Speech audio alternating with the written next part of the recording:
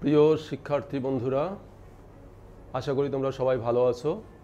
আর ভালো থাকতেই হবে, ভালো থাকার চেষ্টা করতে হবে। তোমরা জীবনের সবচেয়ে গুরুত্বপূর্ণ পরীক্ষা দিতে যাচ্ছ। এই সময়টা তোমাদের বেশ গুরুত্বপূর্ণ, প্রতিটা মুহূর্ত তোমাদের জন্য মূল্যবান। তো সেই মূল্যবান মুহূর্তে আজকের রসায়ন দ্বিতীয় পত্র বিষয়ে আমি কিছু গুরুত্বপূর্ণ বিষয় নিয়ে তোমাদের সাথে শেয়ার করব। দেখো, একটা দেশের ভবিষ্যৎ প্রজন্ম আমরা কিভাবে দেখতে চাই, আমাদের জনগোষ্ঠী কীভাবে তৈরি করতে চাই, সে অনুসারে একটা জাতীয় শিক্ষানীতি, একটা কারিকুলাম, শিক্ষণফল এবং সিলেবাস তৈরি হয়। তো তুমি তোমার ভবিষ্যৎ জীবনে কীভাবে নিজেকে তৈরি করবে, সেই জন্য কিন্তু এই বিষয়গুলো গুরুত্ব দিতে হবে। তোমার নিজেকে তৈরি করার জন্য সিলেবাসের প্রত্যেকটা অংশই গুরুত্ব সহকারে পড়তে হবে। তবে বিগত দিনের বোর্ড পরীক্ষার প্রশ্নসমূহ যদি আমরা পর্যালোচনা করি, তখন দেখতে পাবো সিলেবাসের কিছু বিশেষ অংশ থেকে প্রতি বছরই প্রশ্ন আসে।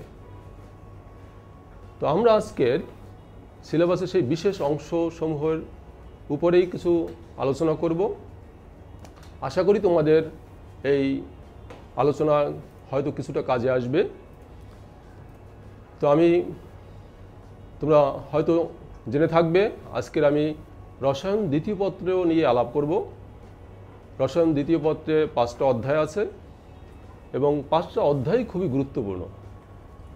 এবং দেখা যায় প্রথম পত্রের চেয়ে দ্বিতীয় পত্রের সিলেবাসটা একটু বড়। যদিও আমরা দ্বিতীয় পত্রের জন্য সময় কম পাই, সে কারণেই এনসিটিভি থেকে প্রথম পত্র এবং দ্বিতীয় পত্র একসাথে পড়ানোর একটা সিদ্ধান্ত নেওয়া হয়েছে। তো দ্বিতীয় পত্রের অধ্যায়ের যে ধারাবাহিকতা, সেখানে প্রথমেই আসে প্রথম অধ্যায়ের পরিবেশ রসায়ন।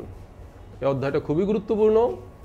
তোমরা হয়তো 9-10-এ এই অধ্যায় সম্পর্কে খুব সামান্য জ্ঞান নিয়ে এসেছো, এখানে আরও বিস্তারিত তোমরা জেনেছো। তো আমি অধ্যায়ের সম্পূর্ণ হয়তো বা এই স্বল্প সময় আলাপ করতে পারবো না। তো তার মধ্যে যেগুলো খুব বেশি গুরুত্বপূর্ণ এবং পরীক্ষার জন্য তোমাদের কাজে আসতে পারে, সেই বিষয় নিয়ে আজকে আলাপ করতে চাই।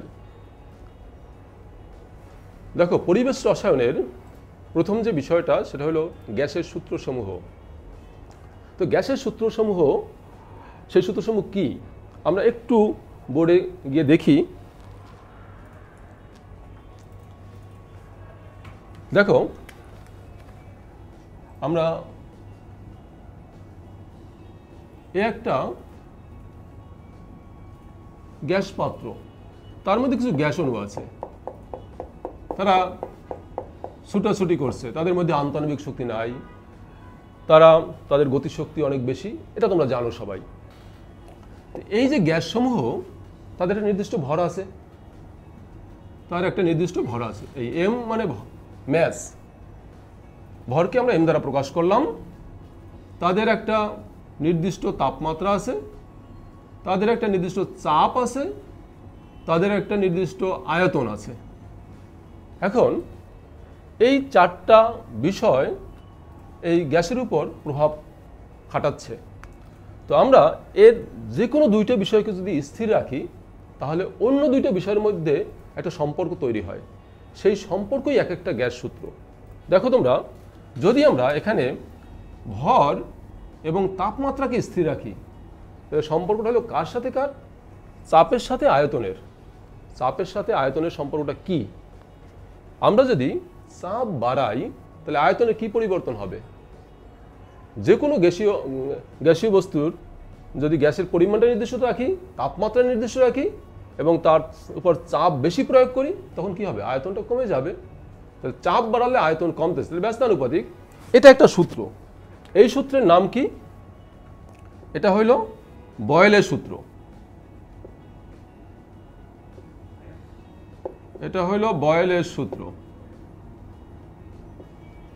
আমি বললাম কি, যে আয়তন চাপ বাড়ালে আয়তন কমছে, মানে হইল আয়তন চাপের ব্যস্তানুপাতিক।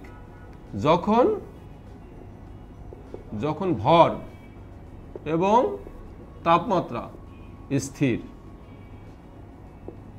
এটা একটা সূত্র। তো এখান থেকে আমরা যদি সমানুপাতিক উঠেই দিই একটা কে আসে, সেখান থেকে আমরা পাবো পিভি সমান কে। তো এটা আমরা জানি সবাই।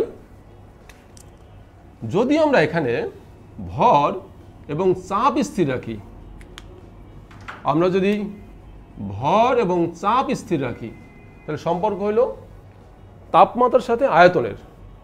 তাপমাত্রার সাথে আয়তনের সম্পর্কটা কি? আমরা যদি তাপমাত্রা বাড়াই আয়তনে কি পরিবর্তন হবে? আয়তনও বাড়বে। তাহলে আমরা বলতে পারি যে আয়তন, এটা এই টি হলো পরম তাপমাত্রা, আয়তন পরম তাপমাত্রার সমানুপাতিক। যদিও এর যে প্রকৃত সূত্রটা এভাবে না, সূত্রটা আসছে, তুমি চিন্তা করো একটা গ্যাস পাত্র, এই গ্যাস পাত্রের এটা 0 ডিগ্রি সেলসিয়াস তাপমাত্রা আছে, 0 ডিগ্রি সেলসিয়াস তাপমাত্রা, আর তখন এর আয়তন হলো V0। এই অবস্থাটা আছে। আমরা এখন তাপমাত্রা বাড়ালাম, তাপমাত্রা বাড়ালে এর আয়তনও বেড়ে গেল, আয়তন বেড়ে এটা হলো, আয়তন বাড়লো কতটুকু? এতটুকু বাড়লো। বিজ্ঞানী চার্লস এই বাড়তি আয়তনটুকুর সাথে আগের আয়তনের মধ্যে একটা সম্পর্ক স্থাপন করেছে। এটাই চার্লসের সূত্র। সম্পর্কটা কি? আমরা আগের আয়তন V0, আর এখন তাপমাত্রা যদি আমরা T ডিগ্রি বাড়াই তাহলে আয়তন বাড়বে হলো 273-এর T। এতটুকু বাড়লো, মানে 0 ডিগ্রি সেলসিয়াস তাপমাত্রা আয়তনের 273-এর T অংশ বৃদ্ধি পেল। তাহলে মোট কতটা হলো? আগে ছিল V0 আর এখন বাড়লো এতটুকু, এই মিলে হইল মোট আয়তন। এটাকে আমরা ভিটি বলতে পারি।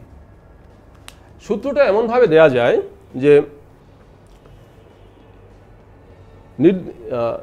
স্থির চাপে নির্দিষ্ট ভরের কোনো গ্যাসের আয়তন প্রতি ডিগ্রি সেলসিয়াস তাপমাত্রা বৃদ্ধি বা হ্রাসে 0 ডিগ্রি সেলসিয়াস তাপমাত্রা আয়তনের 273-এর 1 অংশ বৃদ্ধি বা হ্রাস পায়। যদি প্রতি ডিগ্রি বাড়াই, যদি T ডিগ্রি বাড়াই T অংশ বৃদ্ধি পাবে, যদি হ্রাস করি T অংশ হ্রাস পাবে।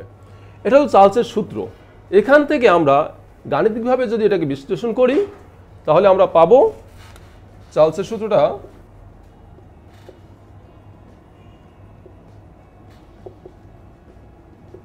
চার্লসের সূত্র আমরা পাবো V সমানুপাতিক T,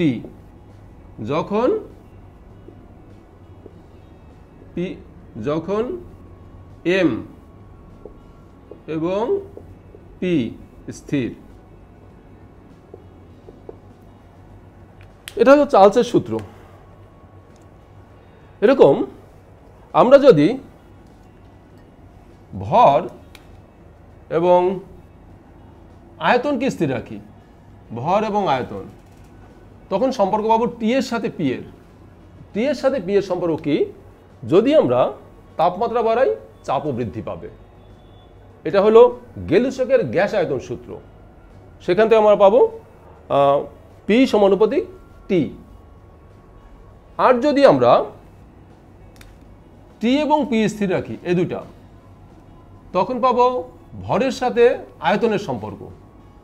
ভরের সাথে আয়তন সম্পর্ক যে সূত্রের সাথে প্রকাশ করা হয় সেটা হলো অ্যাভোগাড্রোর সূত্র। অ্যাভোগাড্রোর সূত্রটা কি? স্থির তাপমাত্রা ও চাপে সমান আয়তনের সকল গ্যাসের সমান সংখ্যক অণু থাকে, অর্থাৎ V সমানুপাতিক N, যেখানে N হইল আমরা বলি N হইল অণুর সংখ্যা বা মোল সংখ্যা বলা যায়। তো এই হলো গ্যাসের 4টা সূত্র। এখন এই 4টা সূত্রের যেখানে তোমাদের একটু সমস্যা হতে পারে সেটা হলো এর লেখচিত্রগুলোর ক্ষেত্রে হয়তো বা একটু সমস্যা হতে পারে। আমি সেইটা একটু দেখতেছি।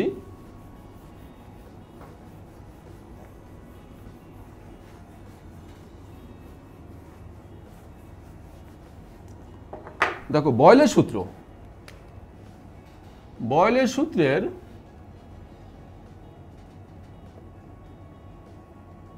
বয়লের সূত্র আমরা যদি লেখচিত্র আঁকি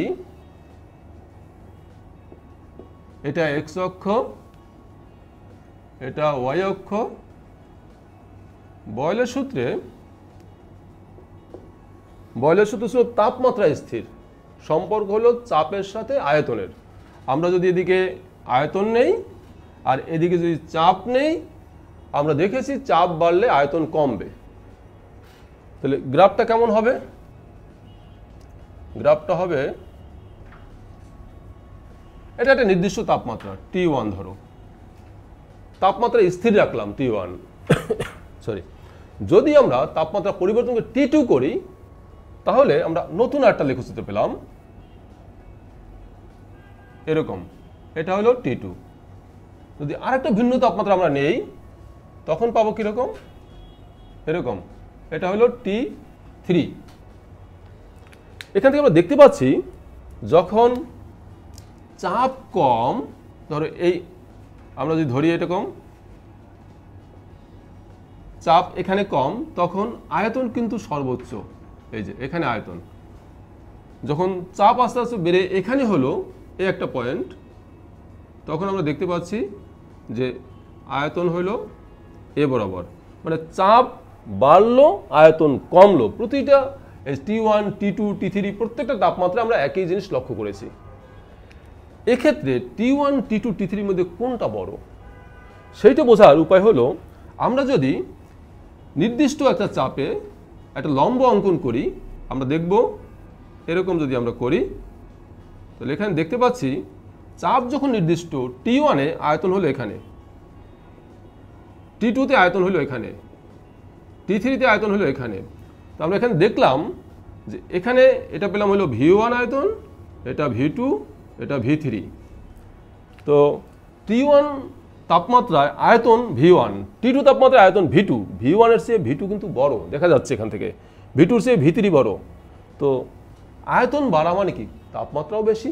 সেই ক্ষেত্রে আমরা বলতে পারি যে T3 is greater than T2 is greater than T1। তো এটাকে আমরা বয়লের সূত্র অনুসারে যদি আয়তন বনাম চাপের লেখচিত্র অঙ্কন করি, তাহলে এরকম কিছু আমরা রেখা পাই। এই রেখাগুলোর নাম হলো আইসোথার্ম। আইসো মানে হলো সেম, থার্ম মানে টেম্পারেচার, সেম টেম্পারেচার, বা এটাকে সমতাপীয় রেখাও বলা হয়। সমতাপীয় রেখা কাকে বলা হয়? বয়লের সূত্র অনুসারে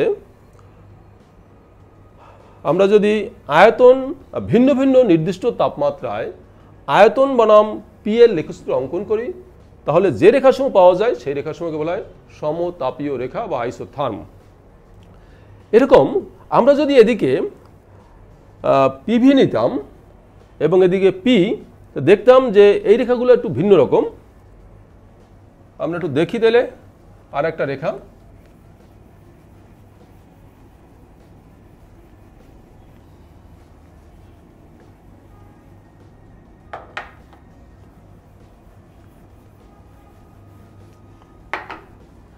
এখানে দেখো বয়লের সূত্রটা ছিল ভি সমানুপাতিক 1/p।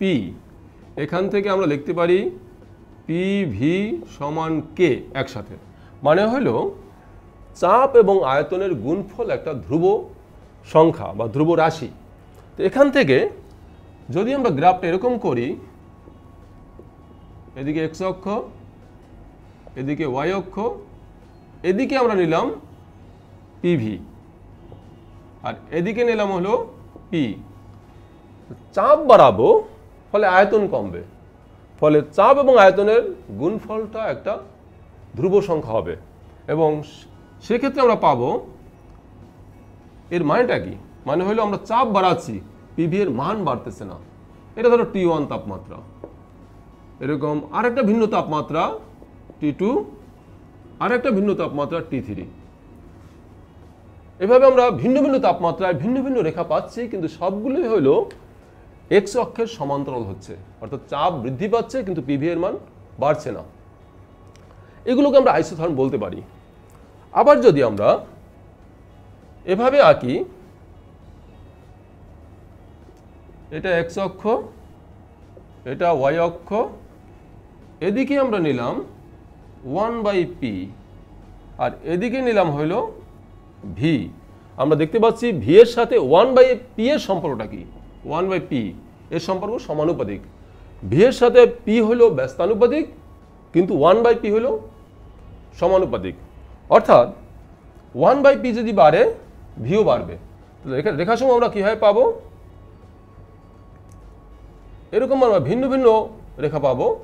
এটা হলো T1, T2, T3, এগুলোকে আমরা আইসোথর্ম বলতে পারি। তো এগুলো বয়েলের সূত্র অনুসারে আমরা ভিন্ন ভিন্ন লেখচিত্র অঙ্কন করতে পারি। অনেক সময় লেখচিত্র দিয়েও উদ্দীপক তৈরি করে, সেই জন্য তোমার এই লেখচিত্র সম্পর্কে একটু জ্ঞান থাকা ভালো। এটা হলো বয়েলের সূত্রের লেখচিত্র। চার্লসের সূত্রের লেখচিত্রটা কেমন? চার্লসের সূত্র,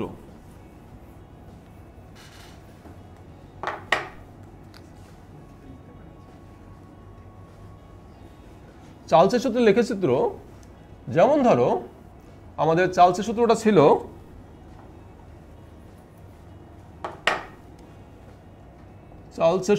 ছিল ভি সমানুপাতিক টি যখন পি স্থির। তো আমরা যদি লেখচিত্র অঙ্কন করি এভাবে,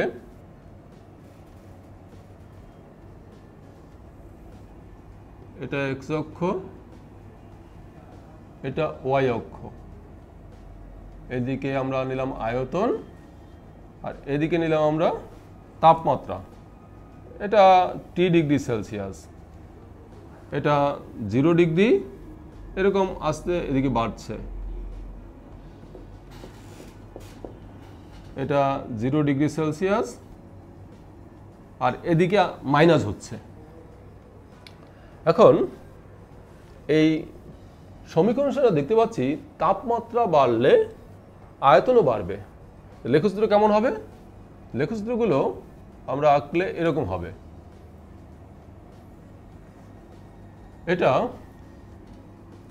এটা P1, এটা P2, এটা P3।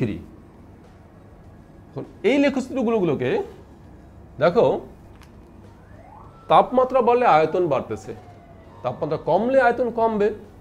তাপমাত্রা এদিকে কমতেছে, তো আয়তনটাও এদিকে কমবে। তো যদি তাপমাত্রা কমাতে থাকি, কোনো গ্যাসীয় পদার্থকে তাপমাত্রা যদি কমানো হয় তাহলে অণুগুলো কাছাকাছি আসবে। কাছাকাছি এলে ওদের মধ্যে একটা আন্তঃনবিক শক্তি বৃদ্ধি পাবে, ফলে ওটা গ্যাসীয় অবস্থা থেকে তরলে পরিণত হতে পারে, তরল থেকে কঠিনে পরিণত হতে পারে। কিন্তু আমরা গ্যাসের সূত্র কিন্তু গ্যাসের জন্যই প্রয়োগ করতে পারি, তরল বা কঠিনের জন্য প্রযোজ্য নয়। তো সেই ক্ষেত্রে আমরা তাত্ত্বিকভাবে একটা এখান থেকে বিশ্লেষণ করতে পারি। আমরা এই রেখাগুলোকে যদি পিছনের দিকে বর্ধিত করি, দেখা যায় সব রেখাই একটা বিন্দুতে মিলিত হয়। যদিও এটা বাস্তবে সম্ভব না, কারণ তাপমাত্রা যখন কমানো হয় গ্যাস অণুগুলো কাছাকাছি এসে তরলে পরিণত হয়ে যায় বা কঠিনে পরিণত হয়। আমরা অত নিম্ন তাপমাত্রায় ওটাকে গ্যাসীয় অবস্থায় রাখতে পারি না। যদি রাখতে পারতাম তাহলে কিন্তু ওর আয়তন শূন্য হতো এই তাপমাত্রায়, কিন্তু সেটা সম্ভব নয়। তাত্ত্বিকভাবে সম্ভব। আমরা এক্সপেরিমেন্ট করলাম এখানে, সেটাকে আমরা তাত্ত্বিকভাবে পিছনের দিকে বর্ধিত করলাম এবং দেখলাম সব রেখাই একটা বিন্দুতে মিলিত হয়। এবং সেই বিন্দুর যে তাপমাত্রা পিছনের দিকে যদি আমরা যাই, দেখতে পাচ্ছি -273 ডিগ্রি সেলসিয়াস। অর্থাৎ -273 ডিগ্রি সেলসিয়াস তাপমাত্রায় গ্যাসের আয়তন তাত্ত্বিকভাবে শূন্য হয়। এই জন্য এই তাপমাত্রাকে বলা হয়েছে পরম শূন্য তাপমাত্রা। এবং এই পরম শূন্য তাপমাত্রাকে শূন্য ধরে ডিগ্রি সেলসিয়াস তাপমাত্রার যে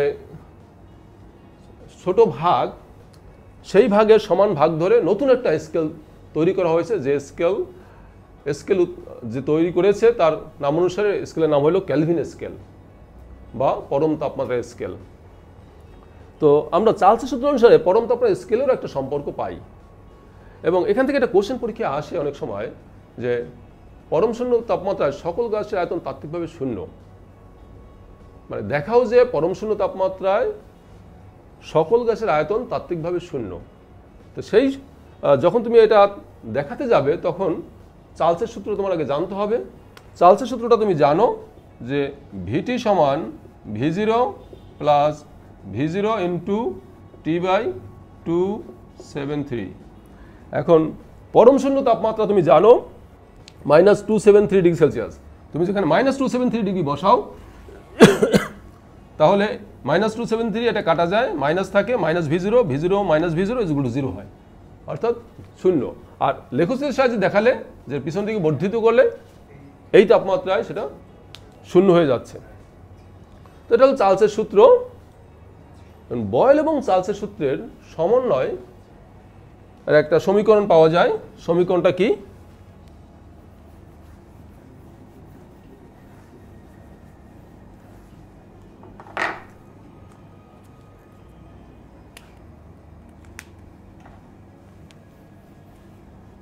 যেহেতু তোমাদের পরীক্ষা সন্নিকটে, ইতিমধ্যেই হয়তো তোমাদের একটা ভালো প্রস্তুতি আছে, সে কারণে আমি ডিটেলস এভাবে বলছি না, শুধুমাত্র একটু আলাপ করে যাচ্ছি যে জায়গাগুলো দিয়ে কোশ্চেন আসার সম্ভাবনা বেশি সেই জায়গাগুলো।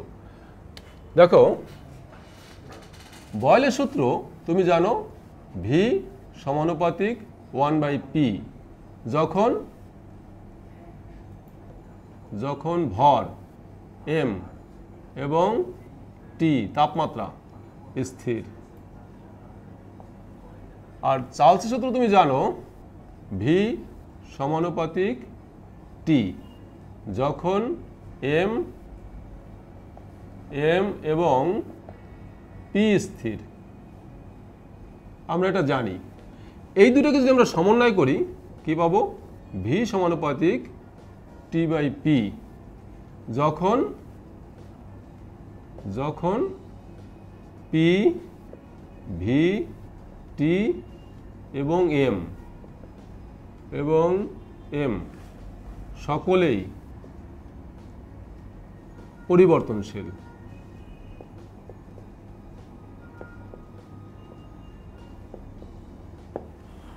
এখন এখান থেকে আমরা কি পাই? PV সমান KT। যদি P পরিবর্তন হয়ে P1, P2, P3 dash dash dash Pn হয় এবং T পরিবর্তন হয়ে T1, T2 dash dash dash Tn হয়, তখন V পরিবর্তন হয়ে V1, V2 dash dash Vn হবে। তখন আমরা লিখতে পারি P1 V1 সমান P2 V2 সমান ডট ডট ডট সমান Pn Vn সমান K। এখান থেকে এই অংশটা আমাদের অঙ্কের জন্য লাগে। একটু মিস্টেক হয়ে গেছে।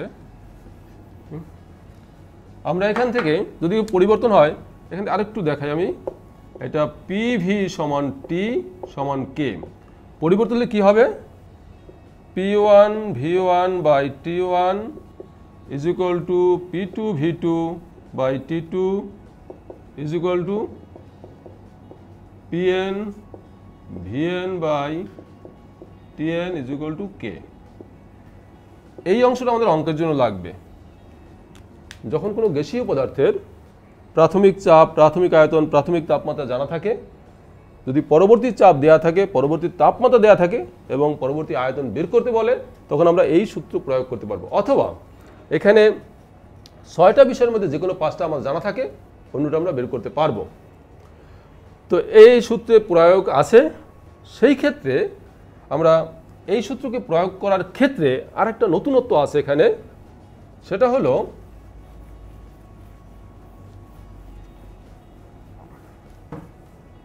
যখন কোনো গ্যাসীয় পদার্থ পানির নিম্নমুখী অপসারণ দ্বারা সংগ্রহ করা হয়। ধরো তুমি একটা গ্যাসীয় পদার্থ, এখানে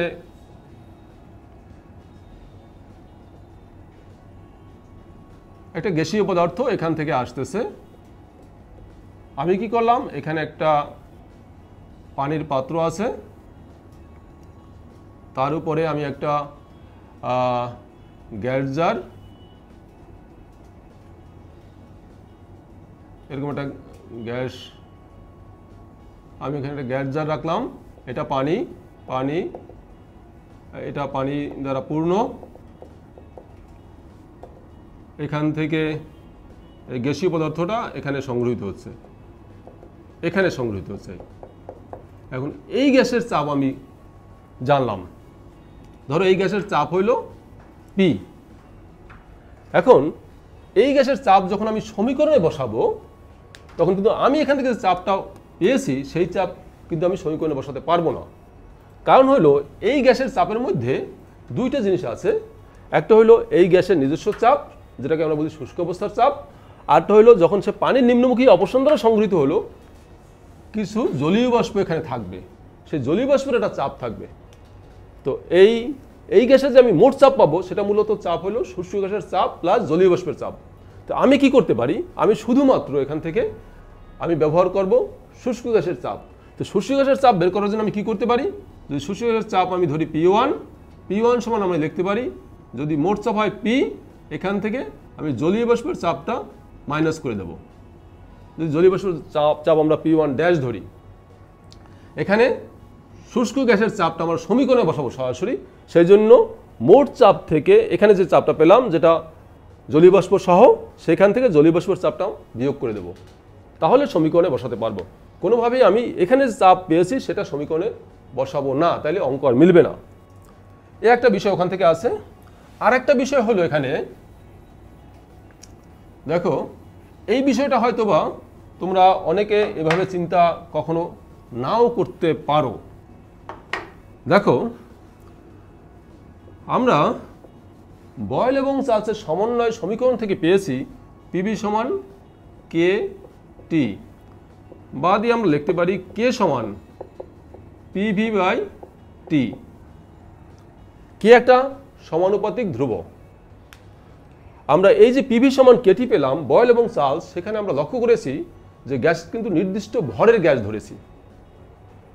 এখন সেক্ষেত্রে সমস্যাটা কি, আমরা দুটো উদাহরণ দিলাম। হাইড্রোজেন, নির্দিষ্ট ভরের হাইড্রোজেন, আমরা প্রমাণ তাপমাত্রা ও চাপে 1 গ্রাম হাইড্রোজেন গ্যাস নিলাম, তার আয়তন কত হবে? হাইড্রোজেনের আণবিক ভর 2 ধরলাম, তো 2 গ্রাম হাইড্রোজেনের ভর কত? 2 গ্রাম হাইড্রোজেন, 2 গ্রাম হাইড্রোজেনের আয়তন কত এসটিপিতে? আমরা যদি হিসাব দেখাই লিখতে পারি STPA, 2 গ্রাম হাইড্রোজেন এর আয়তন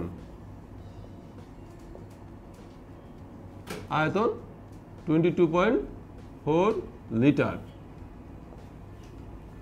তোমরা এটা জানো সবাই, মোলার আয়তন যেটাকে বলা হয়। এসটিপিতে সকল গ্যাসেরই মোলার আয়তন সমান এবং সেটা 22.4 লিটার। এসটিপিতে আমরা নির্দিষ্ট ভর ধরলাম 1 গ্রাম। হাইড্রোজেন এর আয়তন কত হবে? 22.4 ডিভাইডেড বাই 2 এত লিটার। 1 গ্রাম হাইড্রোজেনের আয়তনটা পেলাম।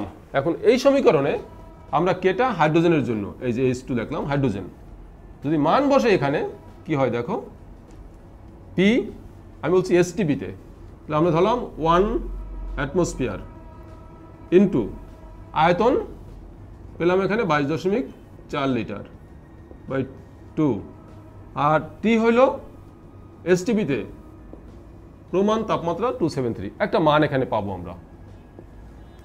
এখন এটা আমরা হাইড্রোজেনের জন্য ধরলাম। যদি আমরা অক্সিজেনের কথা ভাবি তখন কি পাবো? K2 বা KO2 oxygen, PV by T, নির্দিষ্ট ভরের গ্যাস। আমি কি করলাম, এসটিপিতে অক্সিজেন আণবিক ভর কত? অক্সিজেন আণবিক ভর হলো 32, তো 32 গ্রাম অক্সিজেনের আয়তন হলো 22.4 লিটার। সুতরাং 1 গ্রাম অক্সিজেনের আয়তন কত হবে? 22.4 বাই 32। তো আমি যে সেই মানটা এখানে বসাই, পি প্রমাণ চাপ 1 অ্যাটমসফিয়ার, আর আয়তন হইল 22.4 ভাগ হইল 32, যেহেতু আণবিক ভর 32, আর তাপমাত্রা 273।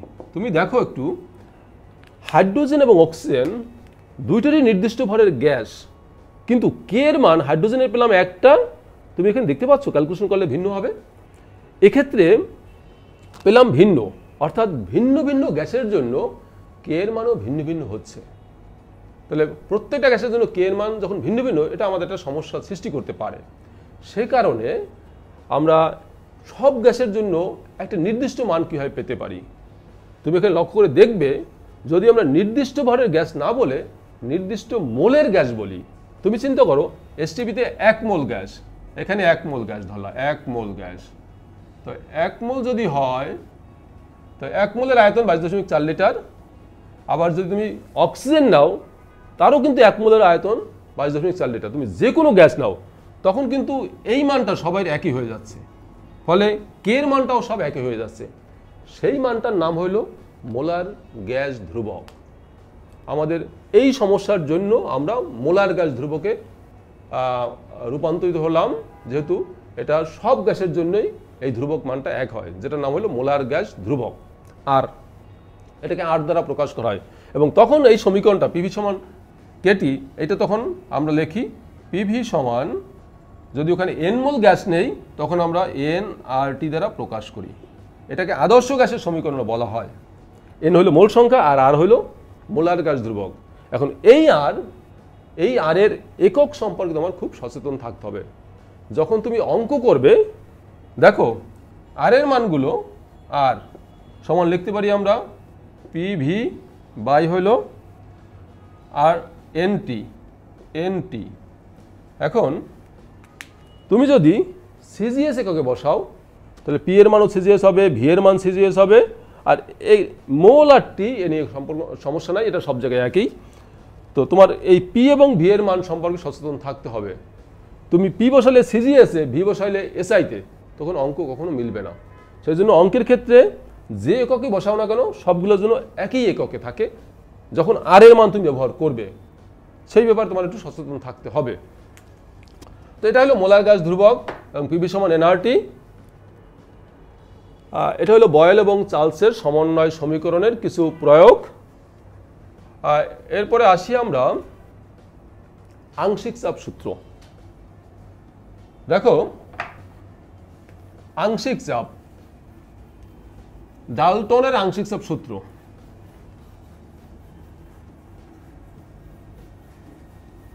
প্রথমে তোমার জানতে হবে আংশিক চাপটা কি। তুমি ধরে নাও একটা গ্যাস পাত্র, এর মধ্যে নাইট্রোজেন আছে, এগুলো নাইট্রোজেন, এর মধ্যে অক্সিজেন আছে, এগুলো হলো অক্সিজেন, এর মধ্যে কার্বন ডাই অক্সাইড আছে, কার্বন ডাই অক্সাইড। এখন এই তিনটে গ্যাসে যখন একসাথে আছে তখন কিন্তু এটা একটা গ্যাস মিশ্রণ। এই গ্যাস মিশ্রণ এর একটা চাপ থাকবে, যে চাপটা এটার উপরও নির্ভর করে, এটার উপর নির্ভর করে, এটার উপর নির্ভর করে। প্রত্যেকটা গ্যাসেই কিন্তু পৃথকভাবেও একটা চাপ দিচ্ছে। সেই চাপগুলো মিলেই কিন্তু মিশ্রণের মোট চাপ। এই যে পৃথকভাবে যে চাপটা দিচ্ছে সেই চাপটা হলো আংশিক চাপ। আমরা আংশিক চাপের সংজ্ঞাটা এভাবে দেই, নির্দিষ্ট তাপমাত্রায় কোনো গ্যাস মিশ্রণের যে কোনো একটা উপাদান গ্যাস এককভাবে মিশ্রণের মোট আয়তন যখন দখল করে তখন যে চাপ দেয় সেই চাপকে বলা হবে ওই মিশ্রণের সাপেক্ষে উপাদানটির আংশিক চাপ। তো এরও একটা এরকম আংশিক চাপ আছে, এরও একটা আংশিক চাপ আছে, এরও একটা আংশিক চাপ আছে। তো আমরা যদি ধরি মিশ্রণের মোট চাপ পি, মোট চাপ পি সমান হবে নাইট্রোজেন আংশিক চাপ ধরি আমরা যদি P1, অক্সিজেনের যদি ধরি P2, আর কার্বন ডাই অক্সাইড যদি P3 ধরি, তাহলে এই যে তিনটা আংশিক চাপের সমষ্টি হবে মোট চাপের সমান। এটা হলো ডাল্টনের আংশিক চাপ সূত্র। আংশিক চাপ, ডাল্টনের আংশিক চাপ এই মিলে অনেক সময় একটা কোশ্চেন থাকে। সে কোশ্চেনটা কীরকম দেখো, এর কিছু প্রয়োগ আছে ডাল্টনের আংশিক চাপ সূত্রের। আমরা এখানে বয়েলের সূত্রের প্রয়োগও দেখাচ্ছি। সেটা থেকে আমরা পাই হলো পিভি, এটা হলো এখানে ধরো এই একটা গ্যাস পাত্র আছে, এই একটা গ্যাস পাত্র, এই আর একটা গ্যাস পাত্র,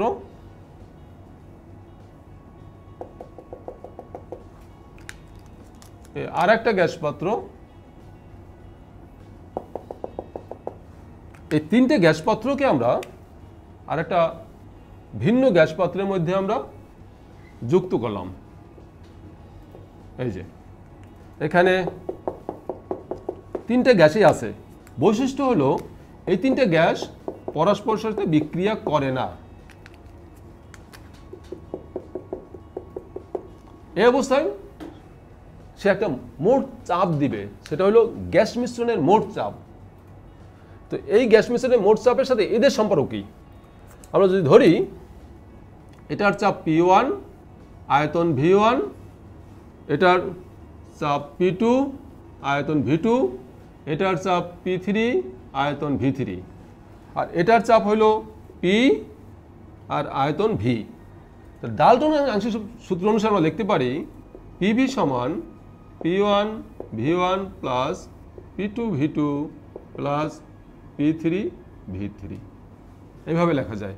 তো এই সমীকরণের অঙ্ক অনেক সময় আসে পরীক্ষায়, বা উদ্দীপকের মধ্যেও ইঙ্গিত থাকে এরকম। যেমন ধরো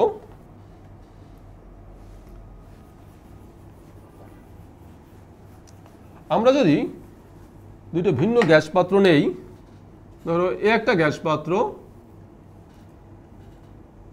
আর এ একটা গ্যাস পাত্র, এই দুটোকে আমরা সংযুক্ত করে দিলাম। এখানে একটা স্টপকক আছে। এই গ্যাস পাত্র কোন গ্যাস উল্লেখ নেই।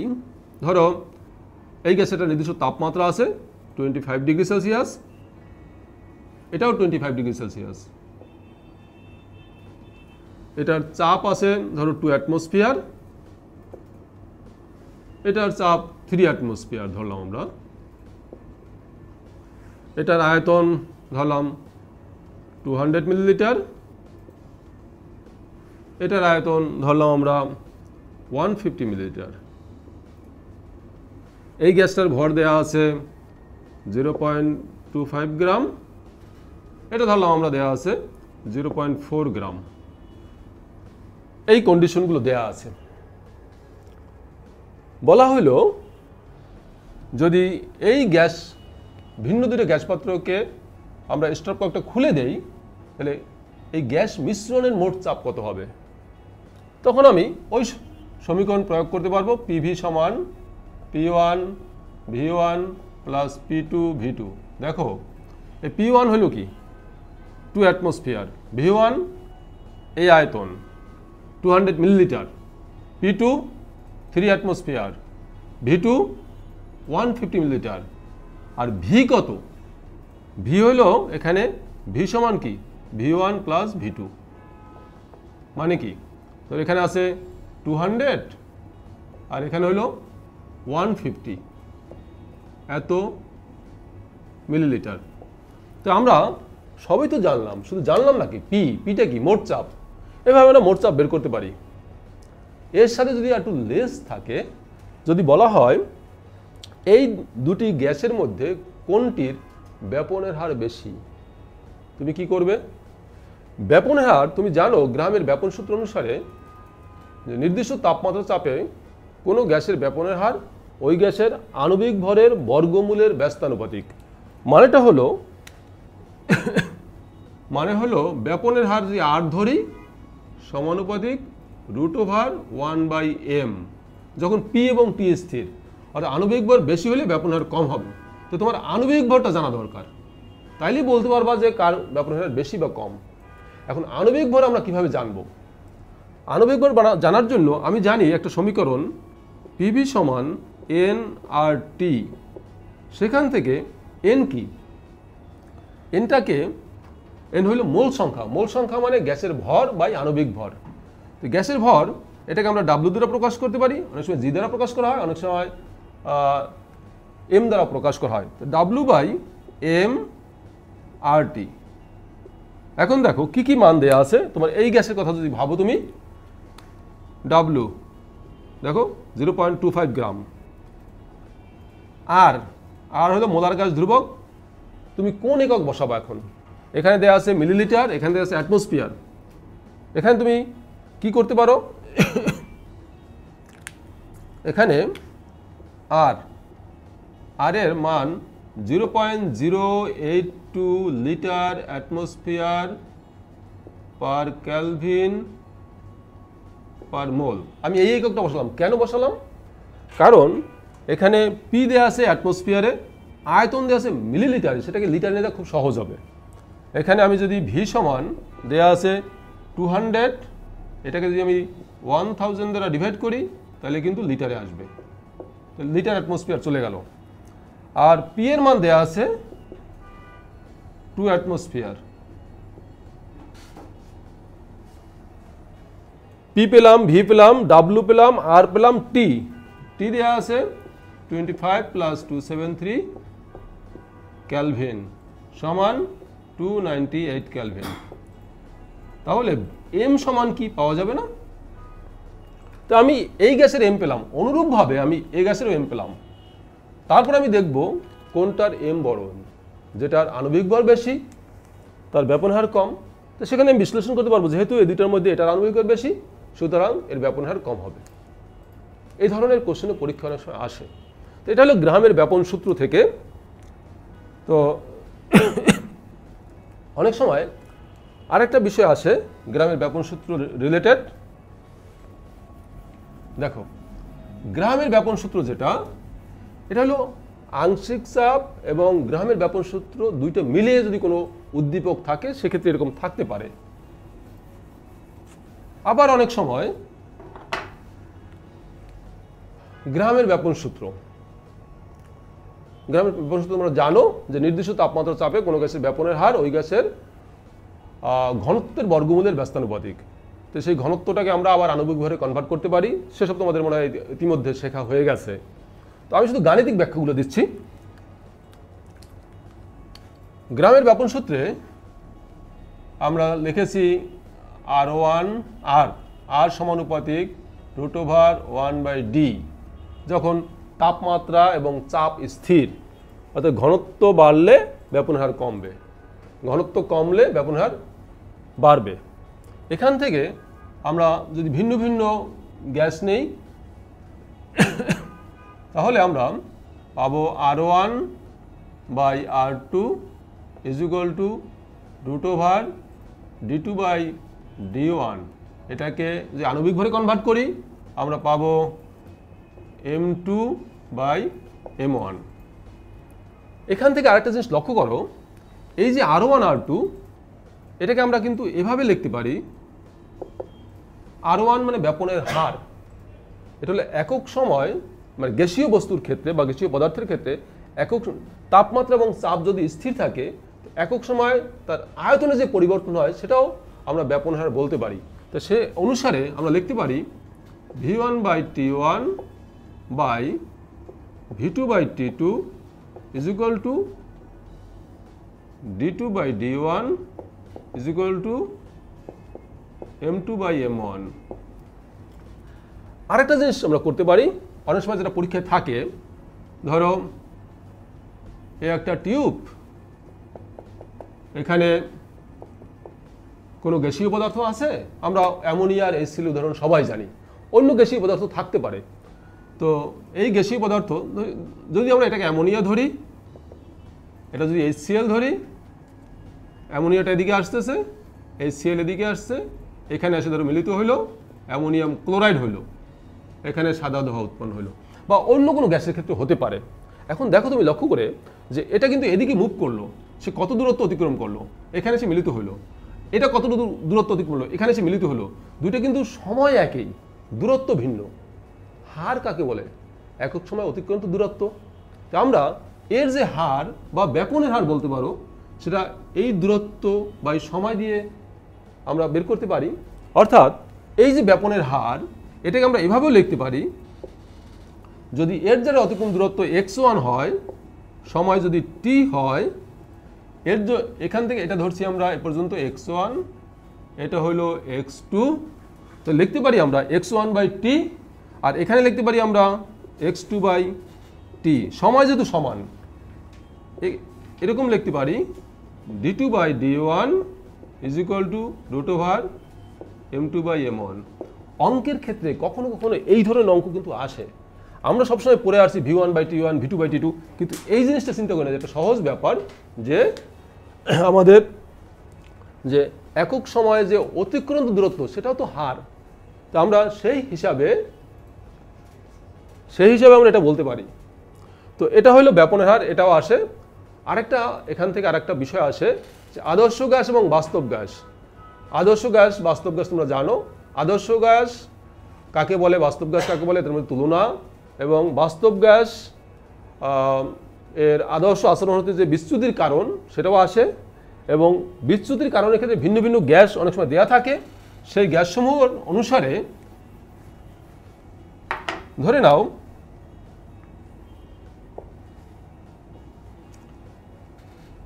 এখানে এরকম ভিন্ন ভিন্ন গ্যাস দেওয়া আছে। এটা ধরো হিলিয়াম বা এটা হাইড্রোজেন, এরকম আরও তোমরা এই লেখচিত্র সম্পর্কে পরিচিত আছো। এখন এই যে লেখচিত্র সমূহ, এটা ধরো নাইট্রোজেন, এটা অক্সিজেন, এরকম এটা কার্বন ডাইঅক্সাইড।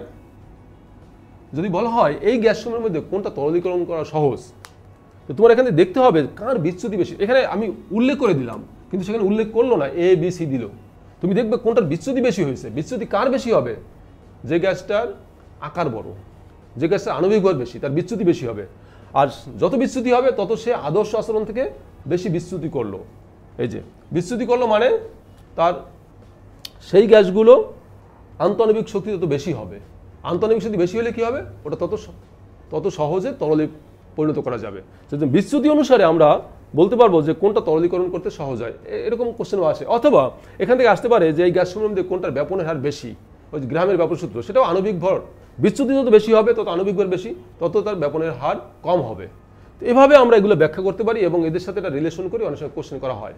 আর এই পরের অংশ আদর্শ গ্যাস বাস্তব গ্যাসের পরে হলো গতিশক্তি দিয়ে কোশ্চেন আসে।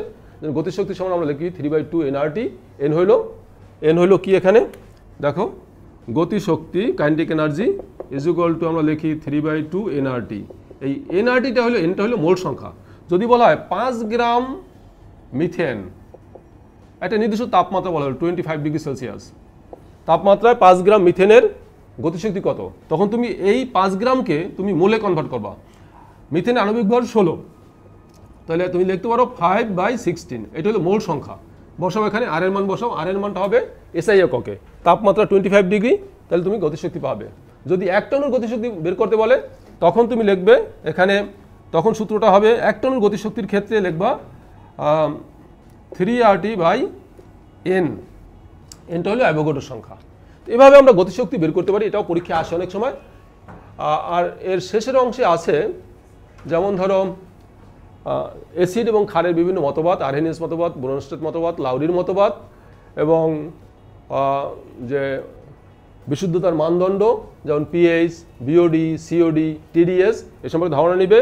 তারপর আছে অ্যাসিড বৃষ্টির কারণ এবং অ্যাসিড বৃষ্টির সম্ভাবনা, এটাও একটু দেখতে হবে। আর বায়ু এবং পানির যে দূষণ এবং সেই দূষণ কীভাবে আমরা রোধ করতে পারি সে ব্যাপারে দেখতে হবে। আর ওজন কীভাবে ক্ষয় হয়, এই বিষয়গুলো দেখলে মোটামুটি তুমি এই চ্যাপ্টার সম্পর্কে একটা সাধারণ ধারণা পাবে এবং কোশ্চেনের উত্তর করতে পারবে। তবে মনে রাখতে হবে তুমি যে বিষয়গুলো পড়ো না কেন সেটা একদম পুঙ্খানুপুঙ্খ পড়বে, এবং যে বিষয়গুলো গুরুত্বপূর্ণ সেই বিষয়ের অংশগুলো একদম খুব বুঝে বুঝে পড়তে হবে। কোশ্চেনের নতুনত্ব আসে কিন্তু ওই বিষয়, ওই অংশগুলো কিন্তু ঠিক থাকে। সেই জন্য তোমার যে ধরনের কোশ্চেন আসুক না কেন, তুমি যদি বিষয়টা ভালো করে জানো উত্তর করতে অবশ্যই পারবে। তো এই ছিল এই অধ্যায়ের বিষয়সমূহ। তো এই অধ্যায়টা আমরা মোটামুটি এখানে শেষ করলাম। ওকে, পরবর্তীতে আমরা আবার অন্য অধ্যায়গুলো নিয়ে আলোচনা করব একটু পরেই। তোমরা আশা করি প্রস্তুত থাকবে, সেখানে আমরা আরও কিছু ভালো কথা জানতে পারবো। সবাইকে ধন্যবাদ।